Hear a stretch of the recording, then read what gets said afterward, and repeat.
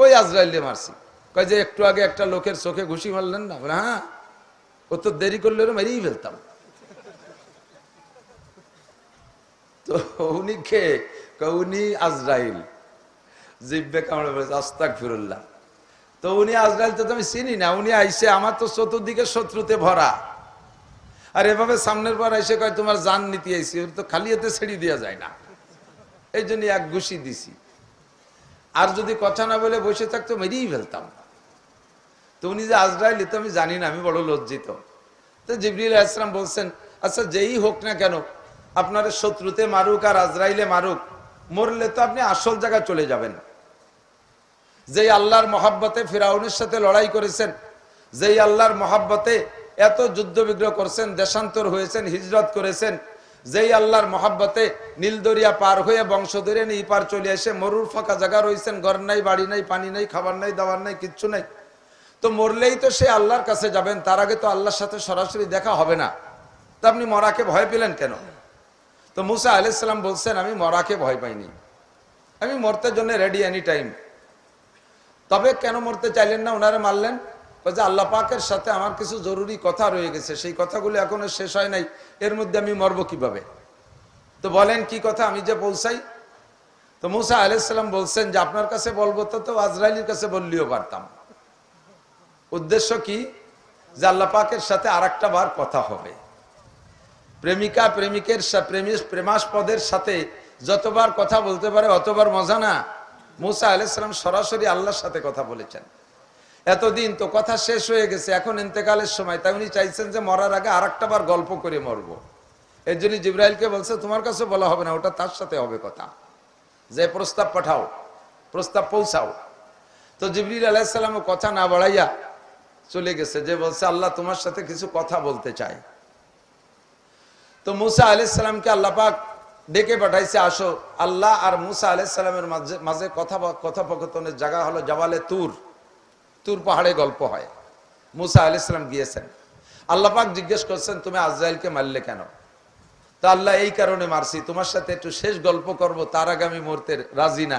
আর উনি পরিচয় না দিয়ে এসে মানুষের রূপ ধারণ করে আসছে, এই জন্য আমি মনে করছি আমার জানের শত্রু, তাকে আমি তো খালি হাতে ছাড়তে পারি না, তাই মারি বসছি। তো বলো তোমার প্রস্তাব কি? তো মুসা আলাইহিস সালাম বলছে আল্লাহ আমি আসি বিদায় মান্না সালওয়া মিরা সদ্দার তিহে গাম খলকেরা আজ ফয়জে খানে থানবী। আমি এই বনি ইসরায়েলের মধ্যে আসি বিধায় আমার ওসিলায় আমার 6 লক্ষ বনি ইসরায়েলের জন্য তুমি আসমান থেকে খানা পাঠাও, মান্না সালওয়া পাঠাও। আমি ইন্তেকালের পরে আমার উম্মতের জন্য কি এই খানা চালু থাকবে, নাকি দুনিয়ার নেতা নেত্রীদের মতো ভোট না দিলে তাদের সেই মহল্লায় ভিজিএফ কার্ড দেয় না, আগের চেয়ারম্যানের দিয়ে যা কার্ড টপাটপ কাটিয়ে সাফ করে ফেলায়, আমি চেয়ারম্যান মারা গেলে কি আমার উম্মতের ভিজিএফ কার্ড বন্ধ হয়ে যাবে না, রানিং থাকবে? এরা খাবে কি? ঘর নাই, বাড়ি নাই, ইন্ডাস্ট্রি নাই, চাকরি নাই, বৈষম্যতায় ভুগতেছে, এক দলে চাকরি হয় আর এক দলের হয় না, এই জয় ঝামেলার ভিতরে আমার উম্মতের কোনো চাকরি নাই, এরা খাবে কি? তা আল্লাহ পাক রব্বুল আলামিন মৌখিক জবাব কম দেন, বাস্তব দিয়ে জবাব বেশি দেন। আল্লাহ পাক জবাব দিলে অনেক জবাব দিতে পারতেন, জবাব না দিয়া আল্লাহ পাক বলেন ইজরিব বিআসাকাল আরদ, তোমার হাতের লাঠি দিয়ে মাটিতে একটা বাড়ি মারো। ফাজারাবা আলাল আরদ, মাটিতে বাড়ি মারছে, মাটি ফাইটে গেছে। মুসা আলাইহিস সালামের জালালি বাড়ি, মাটি সরে গেছে, পানি বেরোয় আসছে, এত জোরে বাড়ি মারছে। যখন পানি বেরিয়ে আসছে, আলান মা, এখন কি দেখছো মুসা? আলান মা, এখন পানি দেখতেছি। ইজরিব বিআসাকাল মা, পানিতে বাড়ি মারো। আবার পানিতে পিটান দিছে, পানিও ফাইটে গেছে। ফানফালাকাল মা, পানি ফাইটে 2 ভাগ হয়ে গেছে। পানি সরে যাওয়ার পরে নিচ থেকে একটা পাথর দেখা যাচ্ছে। আলান মা, এখন কি দেখা যায়? কাল হাজার, একটা পাথর দেখতেছি। ইজরিব বিআসাকাল হাজার, তোমার হাতের লাঠি দিয়ে পাথরে একটা পিটান দাও। ফাজারাবা আলাল হাজার, আবার পাথরে পিটান মারছে। ফানফালাকা, পাথরটাও বাড়িতে ভাগ হয়ে গেছে। আরে ভাই, একটা জামা ইট, একটা শক্ত ইট, পিকেট ইট, তাই আতুর দিয়ে বড় ভাঙতে পারি না। আর পাথর যত নরম হোক না কেন, পাথর তো। মুসা আলাইহিস সালামের জালালি বাড়িতে পাথরটা ফাইটে গেছে। পাথর ফাইটা 2 টুকরা 2 দিক সরে চলে গেছে। এর ভিতরে দেখো ওই পাথরের মাঝখানে ছোট্ট একটা পোকা ছিল, বেরোয় আসে, নরম সাদা পোকা। অফিফিহে উসবুন তরি, আর এই পোকাটার মুখে কাঁচা ঘাস। একটু বলবেন না কিছু? কোথায় পোকা? পাথর কোথায়? পানি কোথায়? মাটির নিচে।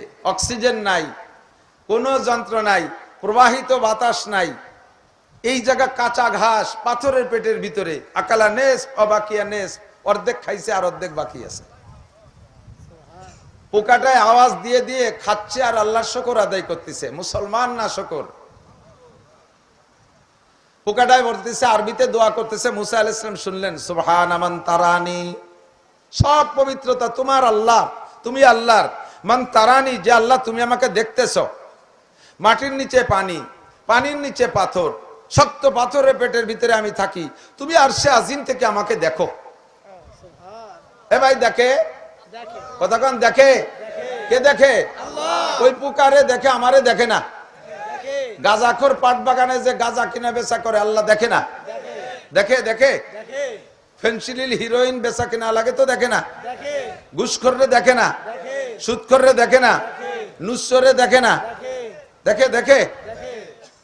পোকায় কয় সুবহান মান তারানি, সব পবিত্রতা তোমার, তোমার কোনো দোষ নাই, তোমার কোনো দোষ নাই। যত দোষ আমাদের। সুবহান, হে আল্লাহ তুমি পবিত্র। মান তারানি, যে আমাকে দেখতেছো। ওয়া তারিফু মাকানি, আমার ঘর বাড়ি কোন জায়গা তাও তুমি জানো। ক্ষুদ্র পোকা আমি, আশরাফুল মাখলুকাত না আমি, ফেরেশতাও না আমি। আমার খোঁজ খবর না রাখলে তুমি আল্লাহর কিচ্ছু আসে যায় না। আমি কোন জায়গায় থাকলাম না থাকলাম তা নিয়ে ভাবারও তোমার সময় না থাকা দরকার। ও রব্বুল আলামিন, আমি দুনিয়ার ঘর বাড়িতে বসবাস করতে পারি না, প্রখর রৌদ্র সইতে পারি না, প্রবাহিত বাতাস সইতে পারি না, বেশি গরম সইতে পারি না, বেশি ঠান্ডা সইতে পারি না, এই উন্মুক্ত পরিবেশ আমি বরদাস্ত করতে পারি না। আমাকে তুমি যেভাবে বানাইছো, আমার শরীরের সাথে অ্যাডজাস্ট হয় এমন একটা আবহাওয়া দিয়া, এমন সুন্দর একটা ঘর দিয়ে তুমি আমাকে রেখেছো। ও তারিফু মাকানি, তুমি আমার ঘর বাড়ি সম্পর্কে খবর রাখো। ও তারজুকুনি ফি কলবি হাজারি, আর এই পাথরের পেটের মধ্যে রাইখা আমার যেমন খাদ্যের দরকার তা তুমি দিয়ে যাচ্ছ। ও রব্বুল আলামিন, আমি একেবারে তরল খাইতে পারি না, তরল খাইলে তৃপ্তি পাই না, শক্ত আমি চাবাইতে পারি না, নরম কাঁচা ঘাস আমার দরকার, তা তুমি নিয়মিত আমার জন্য 3 বেলা পরিবেশন করছো। এই জন্য সব পবিত্রতা তুমি আল্লাহ।